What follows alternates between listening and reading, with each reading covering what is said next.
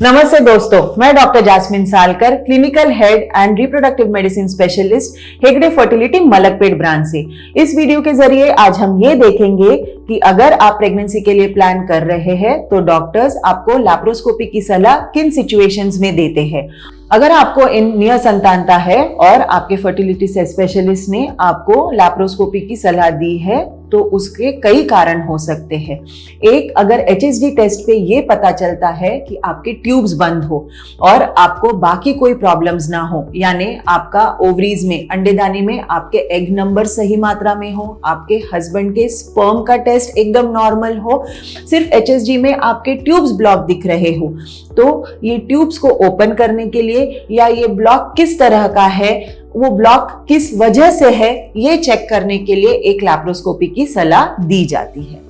दूसरी लैप्रोस्कोपी की सलाह इनफर्टिलिटी पेशेंट्स में तब दी जाती है अगर यूट्रस में काफी बड़े साइज के फाइब्रॉइड्स हो।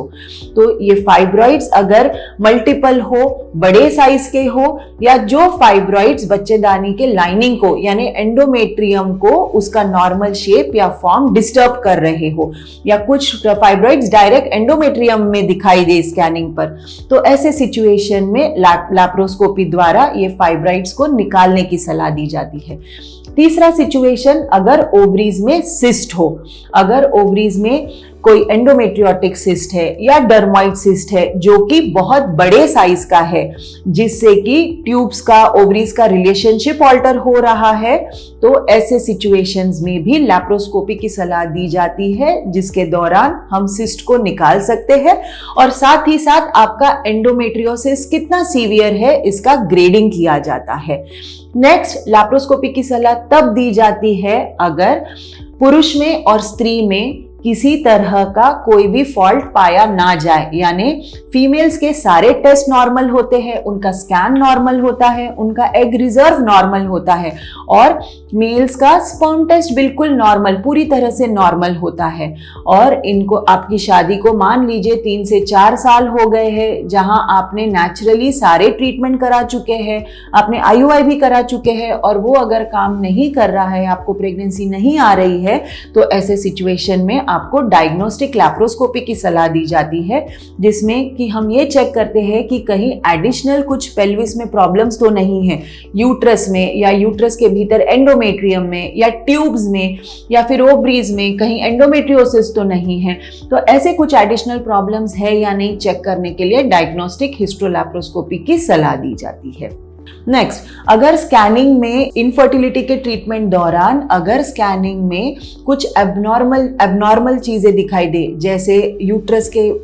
के भीतर एंडोमेट्रियम में पॉलिप्स दिखाई दे या फिर एंडोमेट्रियम सही ना दिखे, तो ऐसे सिचुएशन में हिस्ट्रोस्कोपी की सलाह दी जाती है, जिससे कि हम यूट्रस के यानी बच्चेदानी का भीतर का हिस्सा चेक कर सकते हैं। और लास्ट, PCOD महिलाओं में अगर इनमें ट्रीटमेंट देने के बाद, सारी टैबलेट्स और इंजेक्शन ट्राई करने के बाद ओव्यूलेशन ना हो रहा हो, मतलब इनके ओवरीज रेजिस्टेंट हो, जिससे कि ओव्यूलेशन एग्स तैयारी ना हो रहे हो और ओव्यूलेशन टाइम पे ना हो रहा हो, तो ऐसे सिचुएशन में भी PCOD होने वाली महिलाओं में लैप्रोस्कोपिक ओवेरियन ड्रिलिंग की सलाह दी जाती है। लेकिन दोस्तों, ये जो लैप्रोस्कोपी है, अगर आप प्रेगनेंसी प्लान कर रहे हैं तो ये लैप्रोस्कोपी सेफ हैंड्स में कराना बहुत जरूरी है, क्योंकि लैप्रोस्कोपी के दौरान या मान लीजिए कोई भी सर्जरी के दौरान